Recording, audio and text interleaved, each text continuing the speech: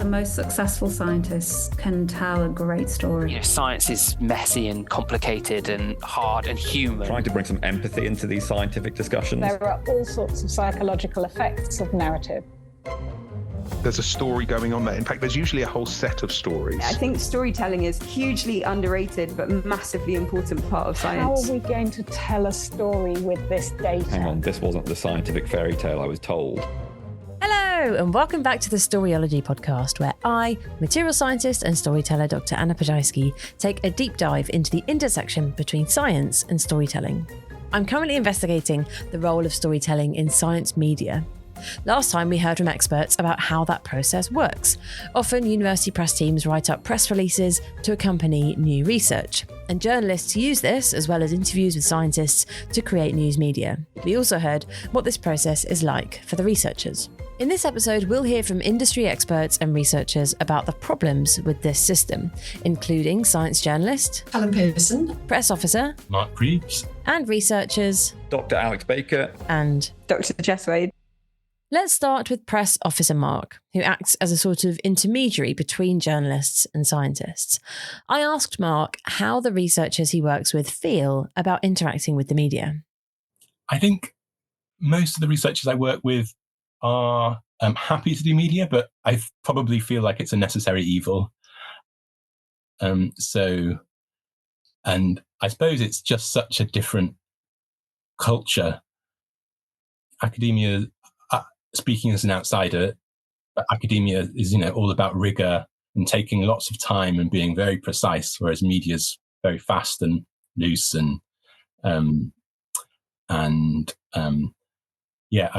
I think academics are probably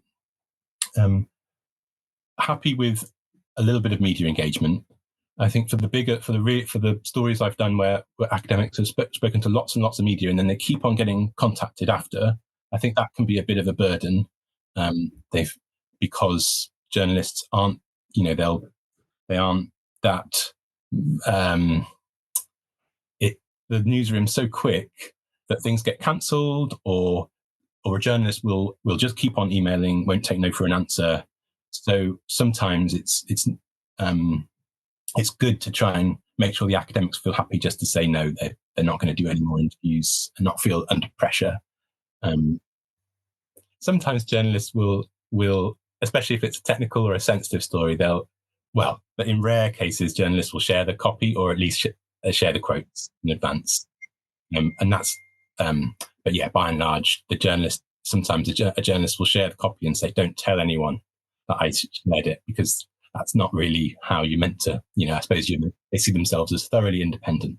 Researcher Alex definitely agreed with Mark's point that there is a very different working culture in academia compared to the news media, and that sometimes this can cause very big mismatches in expectations on the part of both the researchers and the journalists. So I've always tried to be quite open with the journalists I've come across and kind of tried to be quite clear from the beginning, this is my expertise. Or if I get approached by a journalist who goes, oh, Alex, we've done this and we've worked together in the past, can you give me a comment on this? And I'll be quite open in saying, look, my experience of that is as a postgraduate or whatever. I don't have, if that's what you want, that's fine. But my knowledge of the really kind of high level stuff. I remember being approached by a journalist once who wanted my opinion on scented candles and whether they were safe or not. I kind of said to him, look, I'm an organic chemist. I have some understanding of the safety side of it. I'm happy to do a little bit of research to try and help, inform you on this.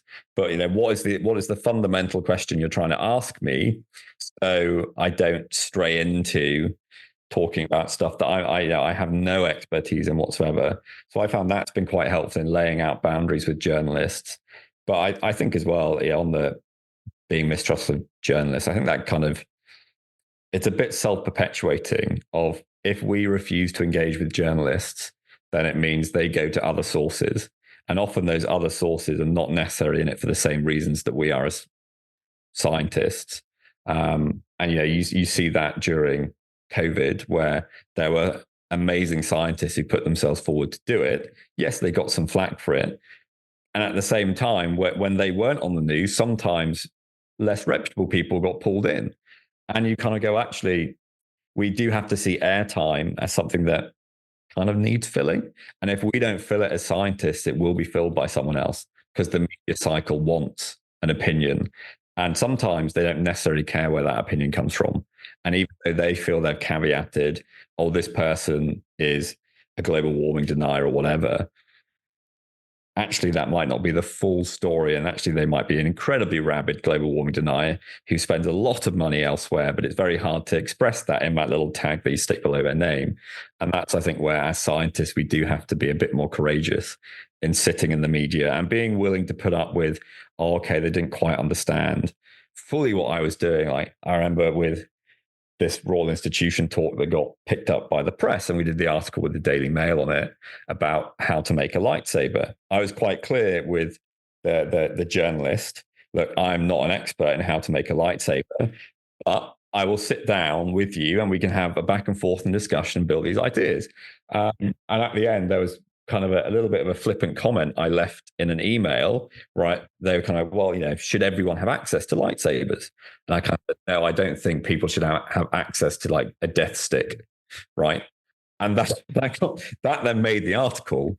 And I was kind of like, oh, hang on, I thought that was kind of said a bit more in confidence, but I didn't really mind. But I think we have to be willing for those kind of things to happen and realize that journalists are also in it to, they have their own motives, and most of the time they're very good. Sometimes they can not be what we want, and we just have to make sure we align, but also be willing to accept that it's not going to be 100% every time, which I think is sometimes in science, where we all live in quite controlled environments, where we can publish the papers within reason when we want.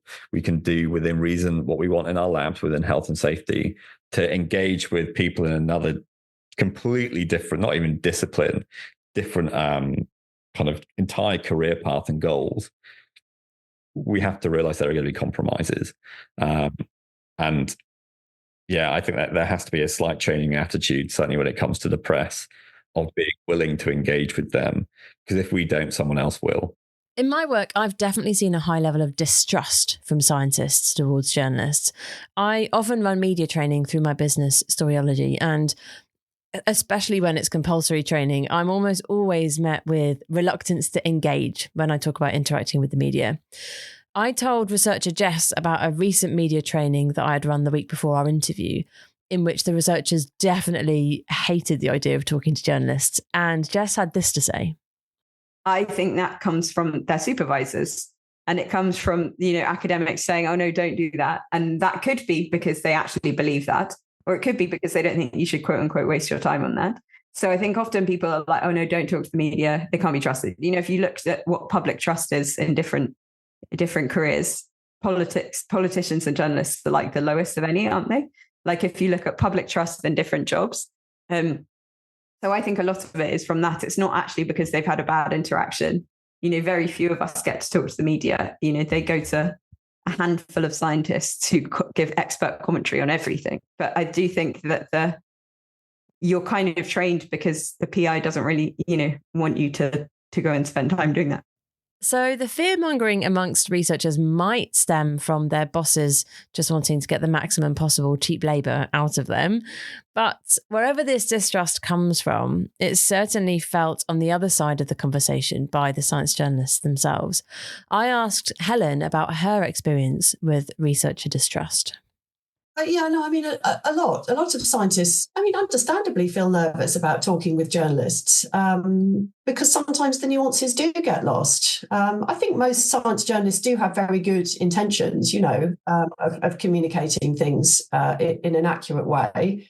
Their reputations rest on being accurate in the end.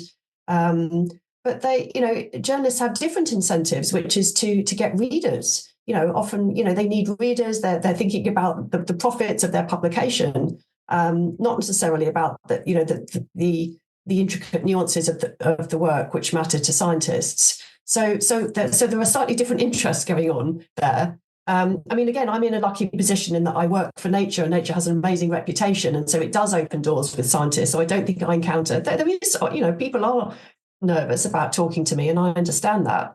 what I try to do if I speak to someone who's a bit nervous is to say, talk to them beforehand about what their concerns are. I mean, mostly they're concerned that you're going to get it wrong. And I, even more now, I would say that at any time in my career, I take fact checking so seriously. So I try to assure them that, I will come back and check if there's something I don't understand and try and get my facts right. But there is, it is scary. I mean, I don't really like being interviewed by journalists either, because you're allowing someone else to tell your story and you don't know if they're going to get it right. And you have to allow them, and they might not get it right. And you have to be okay with that, actually, and allow, that to just happen. So it's scary. In addition to this scariness that the journalist is going to get it wrong, I think there's also a mismatch in timelines that, from the scientist's perspective, feel really scary. A few years ago, when I was still a researcher, I took part in a BSA Media Fellowship where I spent 3 weeks on the Guardian newspaper science desk. And this put me on the other side of the relationship. And the short-term deadlines were definitely a shock to the system. As a journalist writing short news stories about new science that was coming out, I developed a relatively standard format for the structure of those articles. And I would usually contact a couple of researchers, those who had done the research, and others for an independent comment.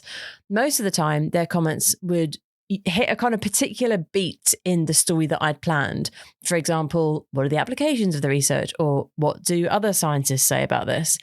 And I had usually written most of the article by the time I had a chance to talk to them. So all I needed from them was to give me those quotes that I had earmarked, and preferably before my 4 p.m. deadline. So here's researcher Alex on this issue of speed of turnaround.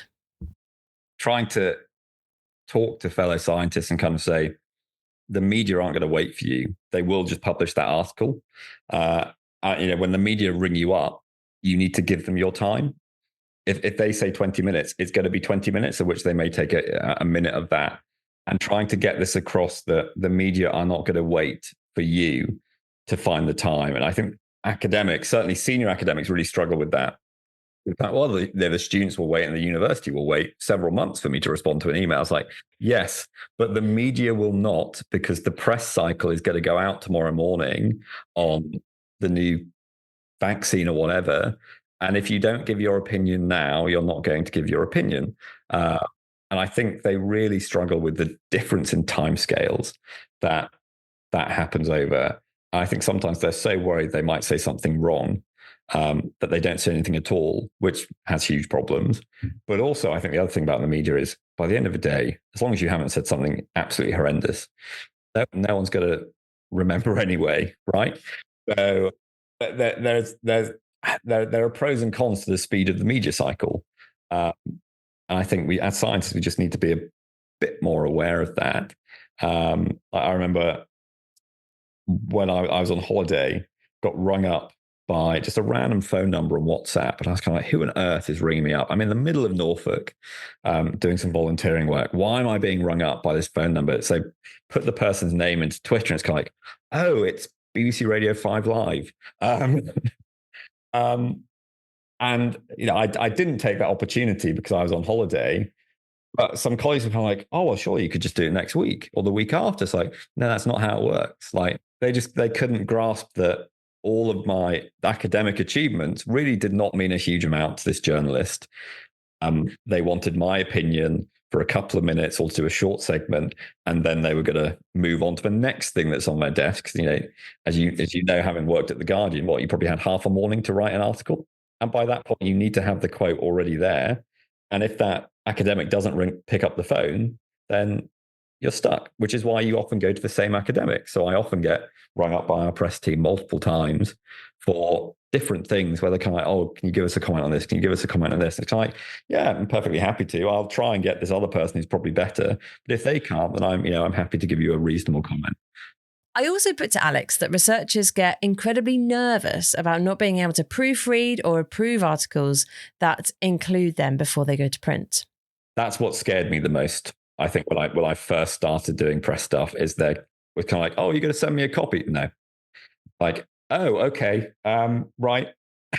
Yeah, and you're kind of bearing in mind that most papers will go back and forth multiple times within a group, even before we send them off to review, just to kind of like anything you said, as long as you, to the extent where now when I talk to journalists and kind of like, okay, can we have, 10 minutes off the record, then 10 minutes on the record where we can talk through what's properly going on here.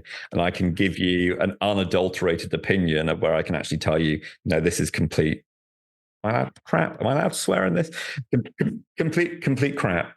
And actually, personally, I would suggest you don't even bother writing an article on this.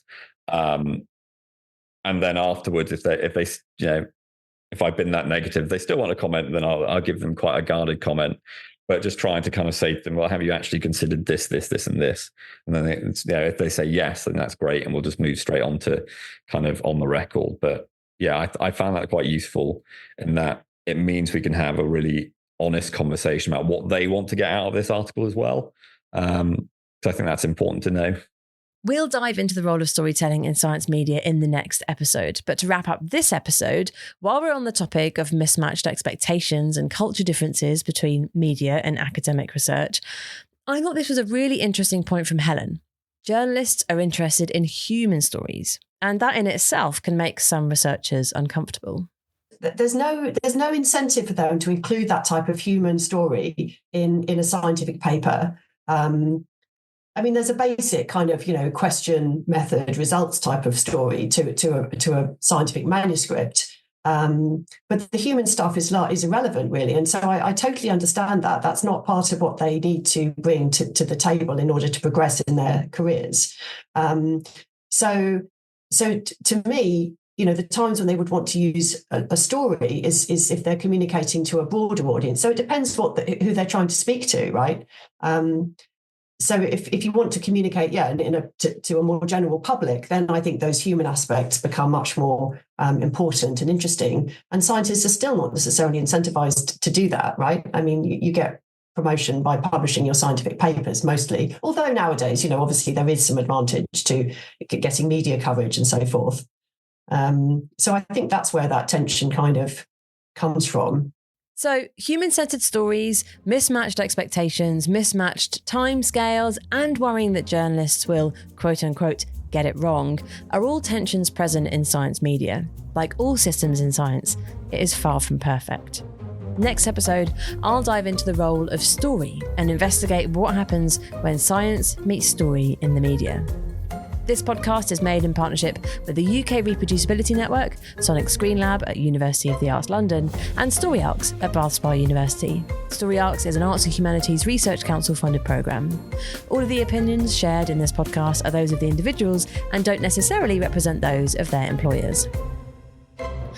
I've been your host, Anna Pajajski, and if you want to read more about my work around science and storytelling, head over to the Storyology website at storyology.co.uk.